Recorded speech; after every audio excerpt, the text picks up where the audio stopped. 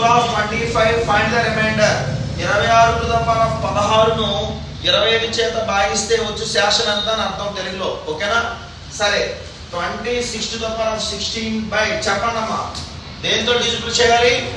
25 తో డివిజిబుల్ చేయాలి. 26 near by 25 కదా, చెప్పండి. 26 near by 25 plus 1 whole to the power of చెప్పండి 16 బై 25. అండర్స్టాండ్? సో 26ను మనం ఈ విధంగా రాసుకోవచ్చు. Very good. So even number ఉంటే టర్మ్ ఏం వస్తుందో చూసుకోండి, ఆడ్ నెంబర్ ఉంటే టర్మ్ ఏం వస్తుందో చూసుకోండి. ఈవెన్ నెంబర్ లో మైనస్ వస్తే ఏమొస్తుందో చూసుకుంటారు, ఆడ్ నెంబర్ లో మైనస్ వస్తే ఏంటనేది ఫార్ములా మనకు చెప్తా ఉంటది. a plus b whole square formula, a minus b whole square formula, a plus b whole cube formula, minus a minus b whole cube formula. ఓకేనా? సో చూసుకుంటే చూడండి, 25 to the power of 16 plus so on 1 to the power of చెప్పండి అమ్మా 16. మరి మధ్యలో ఏం terms వస్తాయి ఎవరైనా చెప్తారా? మరి మధ్యలో వచ్చే టర్మ్స్ ఏంటమ్మా చెప్పండి. మధ్యలో వచ్చే టర్మ్స్ ఏంటంటే 25 to the power of 15 plus 25 to the power of 14, తర్వాత 25 టు ద పవర్ ఆఫ్ 13, 12 ఇవన్నీ కూడా వస్తాయి. మరి 25 తో చెప్పండి 25 to the power of 16 divisible అవుతా లేదా? 25 టు ద పవర్ ఆఫ్ 15 అవుతా లేదా? తర్వాత 14 అవుతా లేదా? ఇవన్నీ యొక్క కలయిక కూడా ఏమవుతుంది? 25 తో చెప్పండి డివిజిబుల్ అవుతాయి.